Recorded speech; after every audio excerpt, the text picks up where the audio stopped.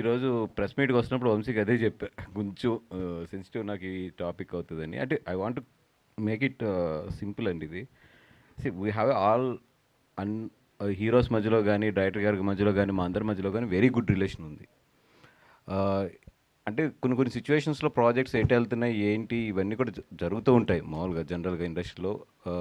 అది ఏదైనా కూడా we want to deal it with very healthy and ఒక గుడ్ అట్మాస్ఫియర్ లేదేదో మళ్ళీ ఒక ఫ్యాన్స్ వార్ కింద ఇట్ల కింద తయారవ్వకుండా కొంచెం పేషెన్స్ ఉందాము.